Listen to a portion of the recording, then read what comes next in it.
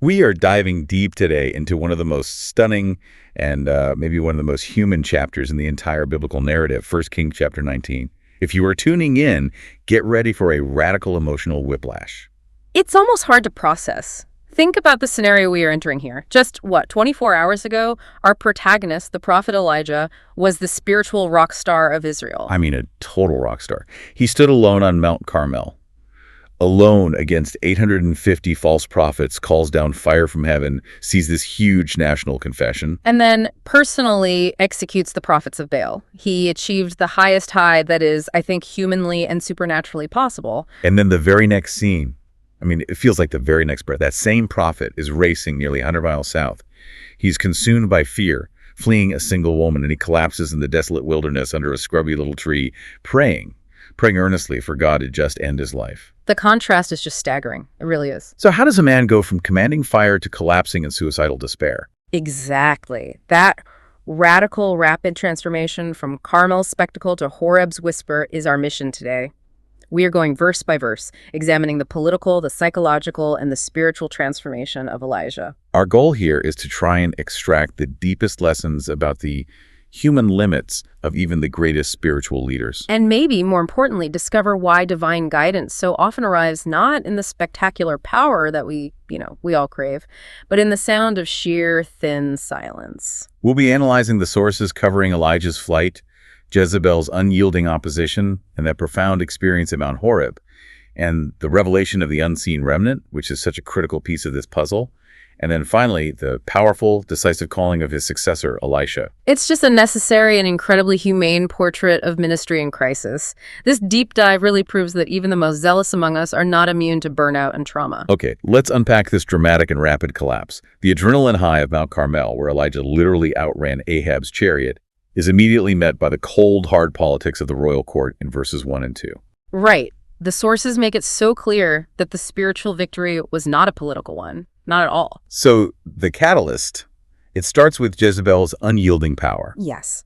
The chapter opens with King Ahab acting as, basically a messenger. He reports to Jezebel all that Elijah had done, the confrontation, the fire from heaven, and crucially, the state-sanctioned massacre of her 450 prophets of Baal. And Ahab, the king of Israel, is just. Yeah. He's utterly passive here. It's astounding. He knows the truth of Yahweh's power. He saw it with his own eyes, yet he just lacks the moral courage to enforce it or even to protect Elijah. He's just a relay. He functions merely as a relay, enabling his wife's continued persecution. That passive role is so vital to understanding the political landscape here. I mean, he is culturally an Israelite. He's sworn to uphold the covenant, but he is fundamentally controlled by Jezebel. And we have to talk about who Jezebel is. She's not just a queen. She is a powerhouse figure. A Phoenician princess, daughter of the king of Tyre, Ethbaal. She was a political marriage brought in for a powerful alliance. And with her, she brought her religion. She institutionalized foreign Baal worship, complete with a temple, prophets, the whole system right in Israel.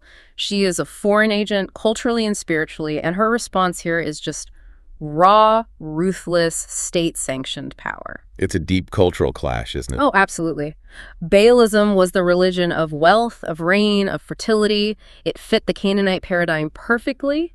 Yahwism, on the other hand, demanded exclusive covenant loyalty. You couldn't have tithe. So when Elijah killed those 450 prophets, it wasn't just about killing rival priests. No, he dismantled Jezebel's entire political and cultic infrastructure, her whole power base. So her response is fueled not just by personal rage, though I'm sure there was plenty of that, but by the necessity of vengeance to protect her entire institutionalized power structure. And she responds by sending a messenger. Why is that significant? Why a messenger? Why not just send soldiers to arrest him right away? That's a great question. Sending a messenger with a formal decree is a cultural sign of royal finality. It's a public declaration. It does give Elijah time to flee, yes, but it ensures the threat is public, it's formal, and it is sanctioned by the crown. So her words are this solemn, murderous oath. The text says, So let the gods do to me, and more also, if I make not thy life as the life of one of them by tomorrow about this time. The cultural exclamation mark, that's what it is. The sheer audacity of it. She swears by the gods, presumably Baal and Asherah. The very gods who were just completely and totally humiliated on Mount Carmel. This shows you the unyielding nature of institutionalized evil.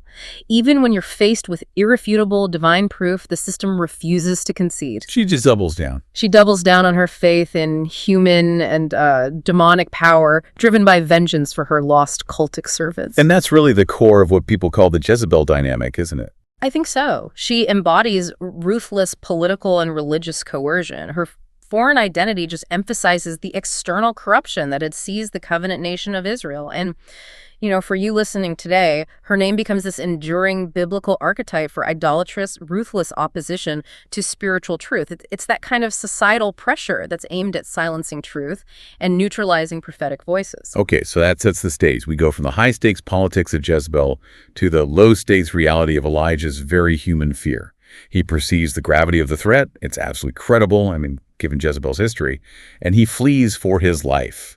The sources really emphasize this rapid, almost panicked flight. The geography here is critical to understanding his mindset. He travels about 95 miles south from Jezreel, where all this just went down, to Beersheba. Beersheba, the southernmost boundary of Judah. Exactly. Why Beersheba? It was the recognized boundary beyond the immediate centralized jurisdiction of Ahab and Jezebel in Israel. He is running to the absolute limits of political sanctuary. He's trying to put as much distance as he can between himself and the source of his trauma. But the flight isn't just geographical, it's psychological. The narrative makes a point of saying that he leaves his unnamed servant there in Beersheba. That act signals a profound desire for complete solitude. Right. Why drop the servant? That's the key. That act marks the beginning of his deep distress. Isolation. It's the classic first indicator of depression, of trauma, of spiritual exhaustion. When people enter a crisis state, they so often push away the very support they need most. Elijah wants to be utterly alone. So he continues alone another day's journey into the desolate Negev desert and collapses under a lone juniper tree. Or a broom tree, some translations say. And a broom tree it's a meager, scrubby little shelter in a desolate land. It just emphasizes his physical vulnerability, his sudden helplessness. He goes from the mountain of triumph to the desert of despair. And here comes the ultimate prayer of complete brokenness. He prays for death. He utters that desperate phrase, "It is enough now, O Lord. Take away my life, for I am not better than my fathers." This is a textbook biblical portrait of what we would now call acute psychological trauma and spiritual burnout. It is so much more than simple exhaustion. It's the adrenaline crash from the confrontation on Carmel, followed immediately by the trauma of a credible death threat. It just precipitates a total emotional and cognitive collapse. He's disillusioned. He clearly expected Carmel to trigger this huge national repentance, a complete covenant reversal. Of course he did. But when Jezebel, who represents that entrenched opposition, simply shrugs off the fire from heaven, Elijah concludes that his entire ministry has been a failure. And that's where the phrase, "not better than my fathers," comes in. What's he getting at there? It suggests perceived failure. He feels he hasn't succeeded in achieving the deep, lasting covenant renewal that, Moses or the great judges had sought. He feels ineffective, a failure, and utterly alone. And for anyone listening, this is such a necessary reminder. Extreme spiritual service does not grant you immunity from fear, from emotional collapse, or even from suicidal ideation. Absolutely.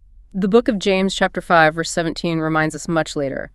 Elias was a man subject to like passions as we are. His feelings are real, and they are overwhelming him. So he's gone from calling down the fire of Yahweh to wishing for oblivion under the least impressive tree in the desert. But this is the dramatic pivot, isn't it? Where we see God's response to profound human frailty. Yes. And what is so revolutionary in this next part is God's response to Elijah's prayer for death. We might, given the context of Carmel and Sinai, expect a thunderous rebuke and a stern lecture about his lack of faith after seeing such incredible miracles. Right. How could you doubt me now? Exactly. But God's response is one of pure, practical compassion. He prioritizes physical restoration above everything else. The first intervention is just. It's stunningly tender and practical. Elijah is asleep, sleep being both a physical necessity and psychologically an escape from his pain and trauma. An unnamed angel, or malach in the Hebrew, physically touches him and commands him, "Arise and eat." That physical touch is such a profound detail, especially when someone is in a state of despair. Touch breaks through the isolation. It is tactile reassurance. It acknowledges his physical reality. And when he looks around, he finds this miraculous meal, a cake baked on hot coals, hearth-baked bread, and a cruse of water nearby. Simple, sufficient, divine provision delivered right where he collapsed. He eats, he drinks, and then he immediately sleeps again, which just emphasizes the sheer profound depth of his physical collapse and exhaustion. The angel recognizes he needs both. He needs rest and he needs fuel. Sleep alone wasn't enough, but neither was the meal without the permission to just rest. It's so vital for anyone experiencing burnout today, but God knows once is not enough. No, because the journey ahead is just too great. The angel of the Lord. And that's a phrase that carries a lot of theological weight, sometimes interpreted as a Christophany, a pre-incarnate appearance of Christ, or at least a very powerful divine agent, returns a second time, repeats the touch and the command, but this time the reason is explicit. Arise and eat, because the journey is too great for thee. The journey is too great for him, not in his current depleted state. And this reveals divine foreknowledge and this incredible, gentle patience. God knows the destination Mount Horeb, the Mount of God, and he knows Elijah is physically and psychologically unprepared for the arduous 40-day trek ahead. The theological insight here is just critical. God's response is practical mercy. He addresses the physical root of the spiritual despair first. Rest, food, hydration. These are all prioritized before any spiritual diagnosis, any rebuke, or any vocational correction. It models self-care and spiritual stewardship for believers today. Physical health is part of spiritual readiness. You need sustenance before you can receive instruction. It also really challenges the idea that holiness requires some kind of ascetic self-denial. Here is God intervening with practical physical kindness. It's a deep reassurance that God cares about our body's limits. So, nourished by this single divinely provided meal, a truly supernatural provision, Elijah travels for 40 days and 40 nights to Mount Horeb, which the text explicitly calls the Mount of God. Okay, let's pause on that number. 40 days. That journey in itself is a massive typological connection, right? Oh, absolutely. The 40 days motif is one of the most significant typological markers in Scripture. It's meant to intentionally link Elijah to Moses, who spent 40 days on Mount Sinai receiving the law. And it foreshadows Jesus' 40 days in the wilderness before he began his public ministry. Exactly. It signifies a necessary period of testing, purification, covenant renewal, and spiritual transition and formation. So in a spiritual sense, Elijah is kind of reversing the Exodus path. He's traveling from the land of the covenant back to the mountain of revelation where the covenant was first established. Precisely. The destination Horeb, which is another name for Sinai, is the ancient mountain of covenant foundation. Elijah's pilgrimage is both literal and spiritual. It's a journey back to the foundational source of Israel's faith, to seek new direction and reestablish his prophetic legitimacy, which he felt was completely undermined by the whole Jezebel fiasco. And the supernatural strength he gets from that one meal.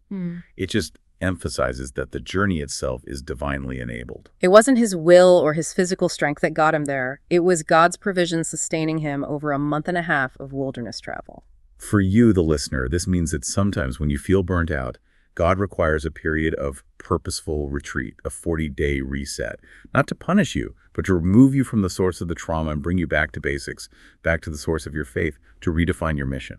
So Elijah finally arrives at Horeb and lodges in a cave. And scholars often speculate, as you mentioned, that this could be the same cleft of the rock where Moses stood to see God's glory pass by in Exodus 33. It just keeps cementing that typological connection between these two giants. And when he settles into the cave, the word of the Lord comes in the form of this really piercing question. What doest thou here, Elijah? Right, and this is not a request for geographical information. God knows exactly why he's there. It is a profound, almost therapeutic question. It's an invitation to self-examination, to confession. It forces Elijah to articulate his core distress. And he just pours it all out in this lament that reveals his inner state. He says he's been intensely jealous or zealous for the Lord, and then he lists all of Israel's sins.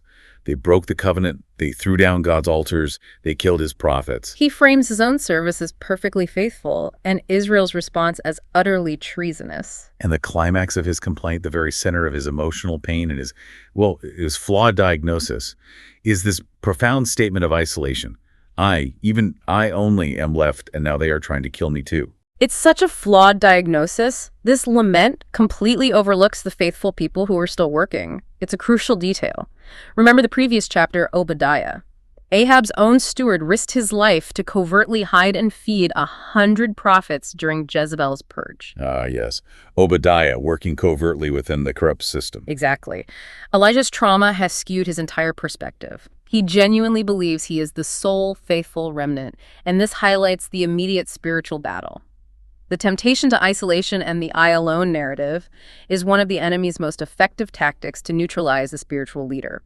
If you feel alone, you feel defeated. And God is now going to directly address both his methodology, this desire for spectacle, and his isolation, his I alone complex. God commands Elijah to stand upon the mount, and what follows is this dynamic, sequential sequence of phenomena, a dramatic theophany, a visible manifestation of God's power. It's reminiscent of the Sinai encounter and, of course, the fire of Carmel.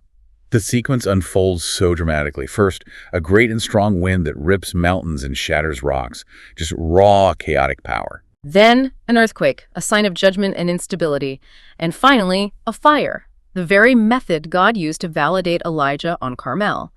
These are spectacular, violent signs of divine power and judgment, exactly what Elijah was comfortable with, exactly what he expected God to use to cleanse the nation. But here is the massive theological correction. This is the moment that changes the entire trajectory of prophetic tradition. The text explicitly states, in a powerful reversal of expectations. Yeah. But the Lord was not in the wind, not in the earthquake, not in the fire. God deliberately separates himself from the spectacles that Elijah had become so accustomed to or maybe overly reliant upon. It's the divine critique of spectacular faith. God is teaching Elijah that overwhelming power, while it's real, is not his primary mode of sustained communion. Elijah had a taste for the theatrical, the public, the confrontational, and God shows up where Elijah isn't looking. So if God wasn't in these spectacular displays of raw, undeniable force, where was he? After the fire comes the climax. A still small voice, according to the King James Version. But we really have to unpack the original Hebrew phrase here. It's kol demama daka. Kol demama daka. What does that literally translate to? It literally translates to a voice of thin silence or a sound of sheer silence. It's paradoxical language, and it's designed to jolt us. Wow, that's incredible. A voice of thin silence. How does that differ conceptually from just a still small voice? Does that wording radically change how Elijah have to approach God? I think it changes everything. The KJV emphasizes the smallness of the voice, which we can interpret as quiet volume, but Kol Demama Daka emphasizes the quality of the silence. It is not an absence of sound, but the sound in the silence, a stillness so thin, so subtle, that it requires absolute proximity and intense, active listening to discern. So the whisper demands intimacy. Closeness. Quiet contemplation. Exactly. It corrects Elijah's focus from external public victory and confrontation to internal quiet guidance and personal relationship. The power of God is so often found in the intimacy we overlook. It's an allegory for the type of communion God truly desires. You don't need a loudspeaker or a grand sign or even a fire from heaven to find him. You need a listening heart tuned to the frequency of stillness. This is where he finds his true direction. And recognizing the divine presence in that whisper, the subtle shift from spectacle to silence, Elijah responds with reverence. He wraps his face in his mantle, a gesture of awe and reverence, mirroring Moses' experience before the passing glory of God. He stands at the cave entrance, ready to receive instruction. And God repeats the probing question exactly, "What doest thou here, Elijah?" It's a second opportunity for confession, for a renewed perspective based on this new theological lesson. And this is where the human reality of trauma just hits so hard. Remarkably, Elijah repeats his exact complaint verbatim, including the emphasis on his profound isolation. I, even I only, am left. He hasn't processed the lesson yet. So does that imply that God failed to get through to him? Or is the text showing us how stubborn trauma and exhaustion truly are? I believe it's the latter. It is profoundly psychologically realistic. Mind renewal isn't instantaneous, even for a great prophet who just saw God pass by. And God doesn't immediately rebuke him for being repetitive or stubborn. He recognizes that what Elijah needs now is not more introspection, but a concrete strategy, a purpose, and a correction of his isolated reality. He needed marching orders to break the cycle of self-pity. So God's answer to Elijah's repeated isolation-driven complaint is not judgment, but a concrete, comprehensive strategic plan. This act of recommissioning ends Elijah's self-pity by giving him a defined, future-focused purpose and ensuring his legacy. God is essentially saying, the mission isn't over, Elijah. You just need a new map and a better perspective. And God gives Elijah 3 mandates for anointing, demonstrating that even when Elijah felt paralyzed and defeated, God was actively working in history to enforce covenant justice. The first 2 anointings represent a staggering political reordering. It really demonstrates God's sovereignty over international geopolitics. Elijah is first mandated to anoint Hazael to be king over Syria or Aram. This is truly extraordinary. An Israelite prophet anointing a foreign king, a non-covenant person. This is a profound statement that God's sovereignty is universal. He uses secular, foreign agents to achieve his righteous ends. Hazael would later become a brutal instrument of judgment against Israel's persistent idolatry through military conquest and oppression, exactly what was promised in the covenant curses. Then secondly, Jehu, son of Nimshi, is to be anointed king over Israel. Jehu would be the revolutionary, the domestic political agent who executes judgment on Ahab's wicked house and violently purges Baal worship from the land. And the third anointing is deeply personal and theological. Elisha, son of Shaphat, is to be anointed prophet in Elijah's place, his successor. This ensures prophetic continuity. It challenges Elijah's isolation narrative that God's work relies solely on him. God is planning for the next generation, providing mentorship and legacy. And what's remarkable is how God outlines the full plan of covenant justice, detailing this chain of judgment that will unfold over decades. Him that escapeth the sword of Hazael shall Jehu slay, and him that escapeth from the sword of Jehu shall Elisha slay. It's a progression of judgment instruments: foreign conquest from Hazael, domestic revolution from Jehu, and finally, prophetic condemnation and continuation through Elisha. God reveals the long game. This total plan, encompassing international politics, internal coups, and prophetic succession, totally reframes Elijah's tiny, self-pitying moment under the broom tree. It shows that his personal ministry crisis did not halt God's greater work. Just pause for a moment and consider this, listener. God is using foreign policy, military coups, and spiritual mentorship all at the same time to fulfill his purpose. When you feel powerless against entrenched corruption in your own culture, remember this chain of judgment. God maintains ultimate sovereignty. But before Elijah leaves Horeb, God delivers the final, most crucial, and most tender correction to Elijah's psychological and spiritual despair. He directly refutes the even I only am left complaint. He reveals the existence of the faithful remnant. Yet I have left me 7,000 in Israel, all the knees which have not bowed unto Baal, and every mouth which has not kissed him. The number 7,000 is so significant. In biblical numerology, 7 symbolizes completeness and adequacy. It's not necessarily an exact count, but a symbol saying, Elijah, I have preserved a sufficient, complete number of faithful followers. This is a profoundly beautiful dismantling of the isolation narrative. The theological significance is just immense. God's work is sustained quietly by others whom Elijah cannot see, the silent ones, the faithful core who maintained covenant loyalty in the face of Jezebel's pervasive, coercive pressure. And this network of resistance, prefigured by the covert actions of Obadiah in hiding the prophets, is God's unseen spiritual counter-warfare against the demonic pressure of Jezebel's cult. It teaches us that visible, dramatic ministry, like Elijah's, is supported by hidden, faithful service like the 7,000. You are never the only one. This single verse just destroys Elijah's isolation narrative and his self-pity. He wasn't the last defender. He was just the most visible one, the one called to the public spectacle. And the Apostle Paul later referenced this exact moment in Romans chapter 11 to reassure believers facing persecution, confirming that God always preserves a core of faithful people, even when society seems utterly overwhelmed by apostasy. So, armed with a new purpose succession and a corrected perspective community, Elijah departs Horeb, implements the plan, and begins securing his legacy. He starts with the call of his successor. Elijah finds Elisha, son of Shaphat, plowing a fertile field at Abel-Meholah. The description is precise. Elisha is working with 12 yoke of oxen. This is crucial cultural context. That detail indicates significant family wealth. Elisha is not some poor man desperate for a job. He is called out of comfort, stability, and prosperity. The fact that he's driving the 12th pair shows he is actively working alongside his servants. He's a respected man of substance. And the call itself is silent and symbolic. Elijah passes by and casts his mantle, his distinctive prophetic outer cloak, often made of camel or goat hair, the symbol of his office and authority upon Elisha. This is the official, physical, and symbolic transfer of prophetic authority. It's the public invitation to discipleship, a wordless, profound invitation into a dangerous, nomadic, and often hostile life. The mantle represents the transfer of the burden as well as the power. Elisha immediately understands the gravity of this. He leaves the oxen and runs after Elijah, requesting permission to kiss his father and mother goodbye. This reflects ancient Near Eastern social codes. He wants a proper farewell, acknowledging the irreversible nature of this commitment. And Elijah's reply is enigmatic and deeply challenging. He says, "Go back again, for what have I done to thee?" That feels almost dismissive. What is the prophet trying to communicate here? It's a classic test of resolve. It demands free consent. Elijah is essentially saying, look, I haven't physically coerced you. I've only offered you a symbol. Look back at the wealth, the comfort, the stability you are sacrificing. Are you sure you comprehend the cost and gravity of abandoning this prosperous life for a prophet's dangerous itinerant existence? The cost is yours to pay. He forces Elisha to own the decision completely. It is the ultimate challenge. Go back to your old life. You know the price.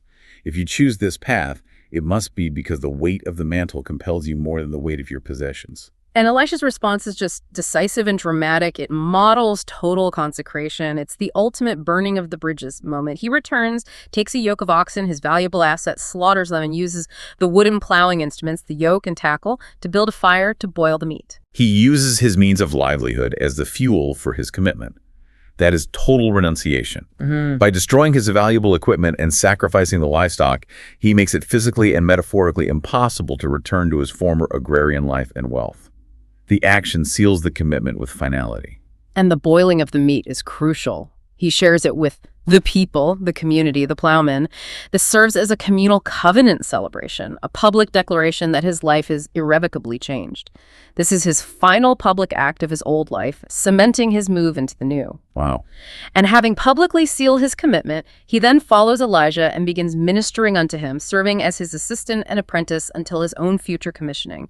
This is the model of costly discipleship and total consecration. That act of slaughtering the oxen and burning the plow. Yeah. It's the ultimate I quit moment. Who among us hasn't wished for a moment like that in our own careers? That decisive, clean break, that decisive act of burning the bridges back to the old path. Well, 1 Kings 19 is so much more than a historical account. It's a comprehensive psychological, political, and spiritual map for anyone facing burnout or isolation today. Let's synthesize the dimensions of this incredible narrative and see what it means for us. So, the unseen spiritual battles. We have seen the battleground shift from the physical confrontation on Carmel to the internal landscape of the prophet's mind. The political shadows and the emotional collapse reveal a deeper conflict at play. The conflict in chapter 19 is focused on spiritual hostility aimed at silencing truth and neutralizing God's servant through the spirit of despair. Jezebel's murderous vendetta is energized by unseen forces, what we might call a demonic attack, exploiting Elijah's physical exhaustion and his post-traumatic stress. The enemy wants spiritual leaders defeated, isolated, and silenced. And the divine counter-warfare is equally strategic, showing God's tender grace. God combats despair not with a thunderous rebuke or another fire display. No, but with the angelic touch, the provision of physical sustenance, and the quiet truth of the still small voice. This is unseen grace sustaining the prophet's soul and body, meeting him at his point of deepest weakness. Critically, the revelation of the 7,000 faithful is the ultimate spiritual truth counteracting the I alone temptation. Right. This network of quiet believers is the unseen, loyal force God maintains against the spiritual principalities of the world. It defeats the isolation narrative before it can utterly consume the prophet. For us, it reminds us that the vast majority of God's work is done quietly, faithfully, and often without public fanfare. And politically, the chapter highlights the perennial clash between prophetic truth and entrenched corrupt political power, the Jezebel and Ahab regime. Elijah's flight is a reaction to immediate, lethal political realities, showing that prophets must sometimes retreat to survive. But the narrative firmly establishes God as sovereign over these earthly powers. His mandate to anoint foreign kings like Hazael and revolutionary leaders like Jehu proves that God controls international and domestic politics to enforce covenant justice. He raises and lowers rulers for his righteous ends, even using instruments utterly alien to Israel's covenant structure.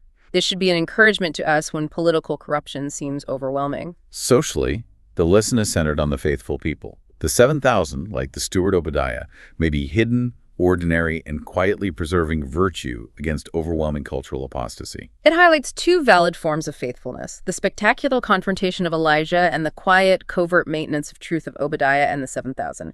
Both are necessary under persecution. So for you, the listener, This chapter provides profound pastoral and psychological encouragement. Firstly, it normalizes burnout and spiritual collapse. James 5.17 reminds us that Elijah was just a man. Spiritual service can lead to physical and emotional exhaustion, including suicidal despair, and this is a reality of human limitation, not a sign of fundamental spiritual failure. And God models the necessary response, the necessity of rest. God provided rest, sleep, and physical food before spiritual direction or giving the new mission. We must prioritize physical and mental health as part of spiritual stewardship, seeking help and professional care when mental exhaustion or trauma sets in. Your body needs sustenance and safety before your soul can effectively receive instruction. And the journey to Horeb is a call to mind renewal. The still small voice, the Kultamama teaches us to seek God's guidance in quiet, contemplative practices, what we might call our Horeb moments or spiritual retreats. If you are only looking for God in the spectacle of crisis or the drama of conflict, you will miss his subtle guiding presence. We must actively challenge the I alone narrative of isolation and self-pity, recognizing that God preserves community, the 7,000, and provides continuity through succession Elisha. Isolation is a lie rooted in trauma. And the behavioral renewal is seen in Elisha's response. Discernment of the call is followed by decisive action. Total consecration means burning the bridges back to the old life, destroying the instruments that allow for easy retreat, and publicly committing to the new vocation. God provides the strength and purpose. We must provide the irreversible commitment. So on an individual level, 1 Kings 19 is a roadmap for those experiencing ministry fatigue or existential crisis today. Be honest in prayer, as Elijah was when he asked for death. Seek rest and intentionally listen for the quiet, subtle direction of God. Don't constantly chase the next spectacular fire or sign. Learn to value the stillness. And for families and faith communities, the story encourages silent, faithful service, the 7,000 within hostile environments, but it also mandates investing heavily in mentorship and succession, like with Elisha. Spiritual authority must be passed on, and we must maintain supportive networks so that spiritual leaders don't leave their assistants behind in Beersheba, facing their crises alone. We need systems of support that prevent burnout. Culturally, the story encourages us to recognize and resist Jezebel dynamics, societal coercion, shaming, or political pressure aimed at silencing covenant fidelity. It assures us that in modern secular or hostile environments, God maintains a powerful, unseen network of faithfulness, counteracting the cultural narrative of overwhelming apostasy. Furthermore, God's sovereignty over political systems is a constant reminder. He can raise up foreign powers like Hazael or domestic revolutionaries like Jehu to achieve his righteous ends, even when the faithful seem powerless against entrenched political corruption. Our hope rests not in the election of the right human leader, but in God's ultimate control of the global stage. And the great theological takeaway that anchors this entire deep dive is God's profound tenderness. He is sovereign enough to control regimes and appoint foreign executioners, yet tender enough to provide a small, miraculously baked cake and gentle rest to one man sleeping under a desert tree. He meets the prophet in his failure, not with condemnation, but with compassion and recommissioning, using practical care as the gateway to spiritual renewal. Elijah's story assures us that God meets us in our deepest human frailty with practical care, rest, food, and the touch of an angel. He reframes our perspective on isolation, correcting that flawed I alone narrative, and provides a clear strategic purpose when we feel purposeless. And most profoundly, he teaches us that his ultimate presence and clearest direction are found not in the loud chaos of the spectacular wind, the earthquake, or the dramatic fire, but a gentle whisper of stillness, that kol de mamadaka. The prophet who specialized in commanding fire had to learn to listen to silence. The Lord of hosts, who was overwhelming in power, chooses intimacy over spectacle to sustain his servants. So, we leave you with this final provocative thought from Horeb. God revealed himself to Elijah in the sound of sheer silence. If God is often found in the stillness, what spectacles, what spectacular winds of crisis, earthquakes of chaos, or fires of performance might you need to consciously walk out of today in order to quiet your soul, receive the necessary rest, and finally tune in to hear his gentle guiding voice?